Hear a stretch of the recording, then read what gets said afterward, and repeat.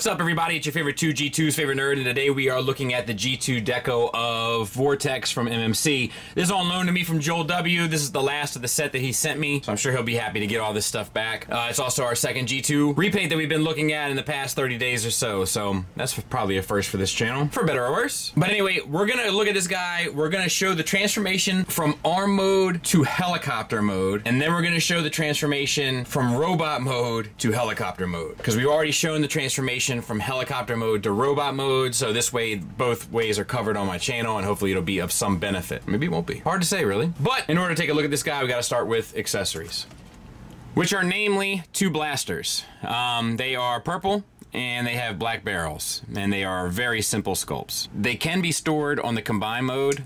You can have them down or up, depending on your preference. If it were me, I think I like them up. I think it looks more appropriate, but obviously you can have them go either way. You can also store them in alt mode in the same spot, and that works for robot mode as well. The other Vortex came with a gun that he could hold. I'm not sure if this one did as well, but if it did, it's not present with him. So Joel might have that still at his house. So I think he does, actually. I think he's mentioned it to me, but I don't know. I'm losing my mind these days. Anyway, I imagine it works the same way. You know, as the previous one, we can hold it just fine. And let's talk about the arm mode. So, I mean, it has the obvious deco, right? So it's a light blue plastic, and then the purple bits are added on, and it works well enough. Same sort of stuff here. You can still get your bicep swivel, your double jointed elbow. Your wrist still swivels a bit. Not the full range because of the all-in-one transformation. Fingers extend, thumb extends, you know. Business as usual. Nothing really necessarily exciting to see here, other than it still works the same. But combiner, stop it. Combiner port is sitting here, and these do spin, and you can have them like this too if you so prefer. It's kind of like yours. You can also, to be fair, you can extend these and have the tail fins up if you want. I think it kind of looks better, me personally, but this is like the official way. So yeah, ratcheted. Nothing really else to talk about. Looks good. All right, so let's go to helicopter mode. We'll do the tail fin first because it's easy, and we'll just get it right out of the way. Two flaps to flip on both sides. And this piece here rotates. This does flip out, right? Yeah. Just lost my orientation there for a second. And then your tail fins kind of come down as well. Your blades here rotate as well. I'm trying to separate them. There we are. And then you can split them so that there's 4 blades, and then kind of compress this again so that it holds in place, and that will also allow you to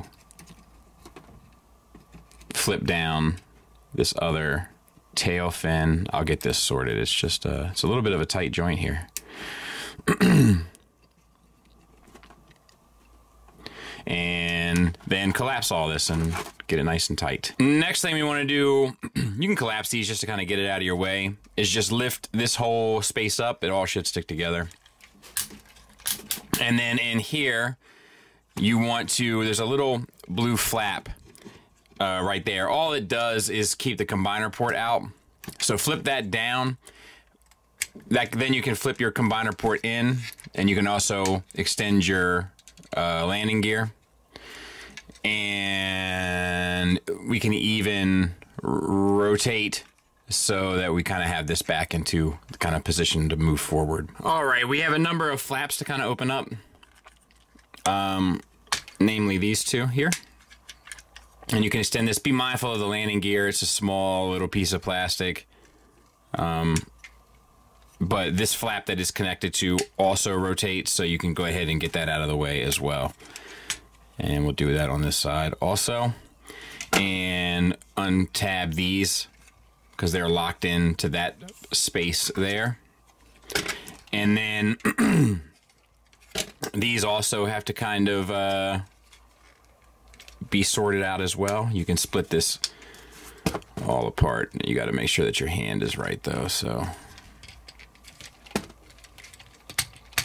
there. And then you should be able to get all of that. So then we want to split this, or twist it rather, and twist that. And then you can kind of plug this back together again. It shouldn't cause a problem. Collapsing it together can be a little tricky. You want to make sure that this flap stays down. You want to keep track of your hands here. The hands have to go into that pocket. As you collapse, it's best to kind of have it bent, I think, almost in half. The hands will come in, these gray tabs will slide into those grooves. Try to keep it together as you do so. And then as you start to bend it back together, you'll have a little resistance here on the side. That's these two tabs trying to get in. And just keep pushing. Make sure that you're clearing everything properly, but keep pushing. And then there's two tabs at the back that it will tab into. And then that's how you'll know that you got it. Whew. At that point, you can make sure that these are back in their proper spaces. You can bring these down and sort of tab in. And you can rotate your nose cone down. And on the bottom here, you can sort of put all of this back together the way it was as well.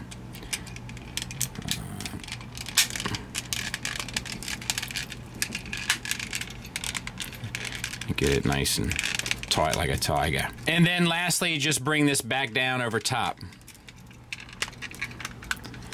Easy for me to say. You can always separate this. Make it a little easier for you.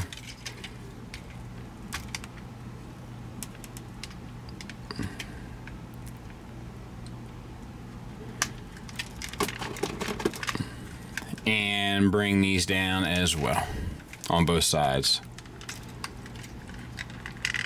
And then your last steps is just rotate these down, separate your blades, and then extend all four. I'll clean it up and we'll take a look at it. And there it is. I think it does the job. There's some tight little tolerances on this, specifically like this back wheel or propeller.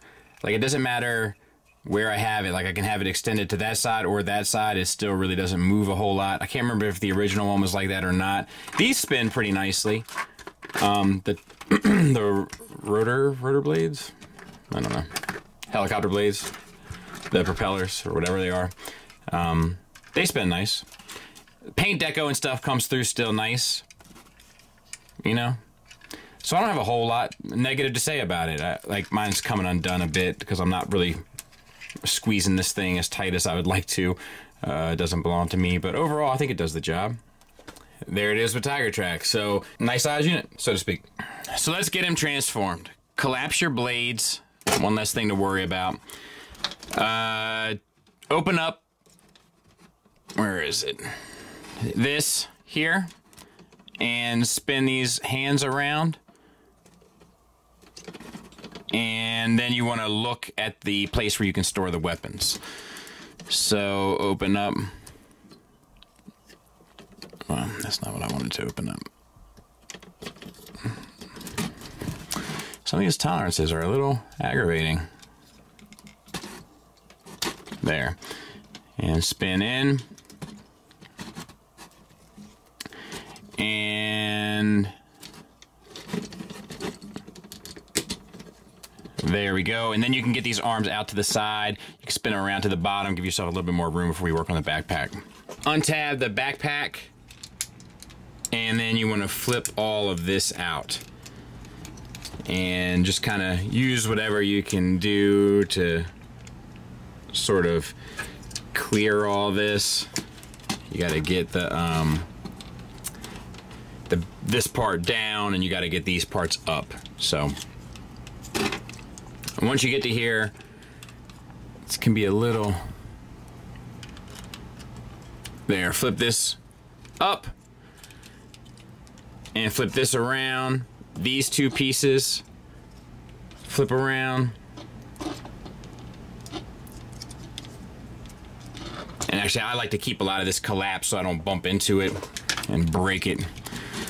We're gonna do the same thing here.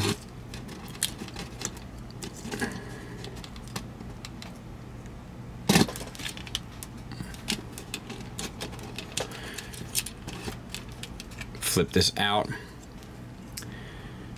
and flip this around, flip this around. You can collapse this back down. You want to take the head and spin that around and then bring this and connect it. Then you can kind of bring these pieces, your arms, up and over. Bring this up and over.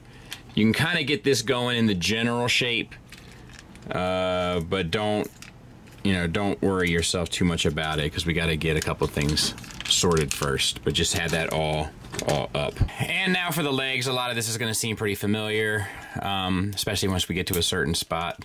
But flip up the toes, and you can open up this stuff as well. We have to collapse all this at one point. Open up these panels here and here. Flip the hand down. Panel. Panel. Flip the hand down. You want to make sure that these window pieces are up. And you want to untab this stuff in the back, so that can all collapse together. Now use these drop down joints here so that you can get the legs nice and tight to one another, and connect all of this. So same thing again, just make sure that you're nice and connected. Fold this in, fold the hand into that pocket. There's two gray tabs on the wrist that need to kind of line up and sink into these pockets on the side here.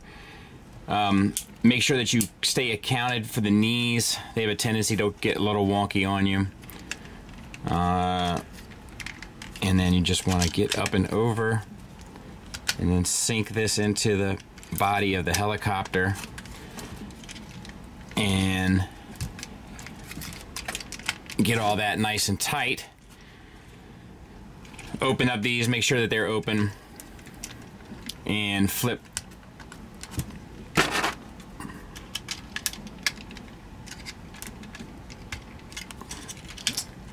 Make sure you've got this thing, window out there. Oh, and I just sunk the other one.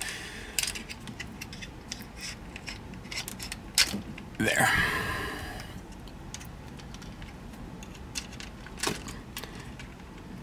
Connect all this. Bring these down, connect those, and then on the bottom side with these flaps, they've already started kind of collapsing, but if they're not collapsed, just wrap them around, collapse them, and they'll tab in both to each other and to these two tabs there at the bottom. And I'll get it cleaned up a little bit before we move on. Once again, bring this piece down, extend it so that the two tabs here coincide on the, and then there's two more tabs, but I'm having a hard time to get them sunk into the top there. And then you bring the arms down and they peg into the side right there on both sides. And then you can shift these two pieces down as well. And then to finish it off, you just bring down your landing gear. You extend these flaps like we've kind of already shown.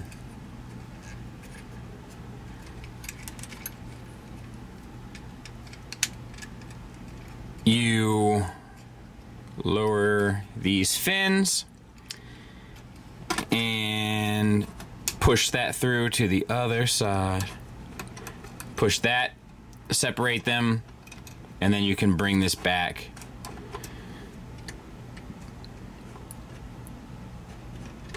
And connect it. And then you want to, oh, you got your landing gear under here too, don't forget. God, these landing gear need to go further, but they don't want to. Separate the landing gear, and then extend all the blades. And that is the transformation to alt mode. And let's talk about the figure. So, the head is on like a hinge, and then that hinge is, or the neck is on a hinge, and then that neck is connected to a ball peg. Using both, you can get, you know, for pictures and stuff, you can get the head pretty far down to the side, confuse Vortex look. You can look up, no problem. We have the kind of gold copperish paint on the eye visor, and then the pink paint on the mouth plate, and all of that I think comes through nicely. The shoulders, obviously the camo paint comes through, but we have a universal joint that gets you out to 90 degrees and then 360 around. And you have a double jointed elbow for the full range and a bicep swivel. That's a little limited. Unless I have that wrong. Do I have that wrong? Did it always bump there? And this one doesn't? That's weird. Same articulation on the other side, except this one has more of a bicep swivel. Fingers are on a base pin knuckle at a single hinge, and then the thumb is on a ball peg. The waist, swivel, ab crunch. So that's pretty well done. And then we have hips. You can get the hip skirts up and out of the way. The hips have always been weird. It is nice also, like the camouflage paint does come into like the kind of flat purple. That's nice. You have these for the transformation, obviously, but they basically act as universals. They get you out pretty far for the full Van Damme. Let me back out now. And they're just wonky, so you gotta like constantly kind of fight with them. I've never liked them. And then my backpack's come undone now. Good grief. And then ratcheted forward and back for the full Monty. Thigh swivel. Double jointed knee, but it still only gets you 90 degrees. No ankle tilt up, no ankle tilt down, but you do get a rocker, although be it slight, you do get it. And the rest of the deco we've kind of already talked about. And then there he is from the back. You know, he's always him and Blast Off. You know, unfortunately, those are the two that I own. But they always have struck me as the two weaker ones of the set, unfortunately, and you know, and it remains so, no exception. Size comparison wise, there he is with the Fans Toys offering, and there he is with another MMC offering. So it kind of gives you a bit of an idea. It's not a hateful size, honestly, for a Masterpiece scale, even though they make smaller combiners than kind of what people expect. And Robot Mode is really not a bad size. Final thoughts wise, we'll start with the negatives, and they namely are the same as the previous mold. Like, I feel like the bottom of the legs are messy. They're not clean, and I think with the brighter colors, it even draws more attention to it. Add on top of that the kind of wonky hip joints, and I just don't think it has enough Masterpiece aesthetic to it. It's almost like it fits more with their reformatted line. On top of that, I'm not sure if they made an effort to kind of make sure that there was no mold degradation or anything, but some of these joints are really tight, and then some of them are really loose, and as per usual with that sort of circumstance, it always adds for a more complicated or frustrating transformation experience. And it has to be said, right, like the reason why the legs are messy is because they hid a hand in it, and that's impressive that they hid a hand in it, unless you don't want a hand in it, and in which case it's just like you shot yourself in the foot twice, so to speak. That's a double entendre. I do this anyway. And I would have liked more paint. Like, the paint that they added is cool and fun, but you know, most Masterpiece companies are painting their figures fully these days, so it does stand out.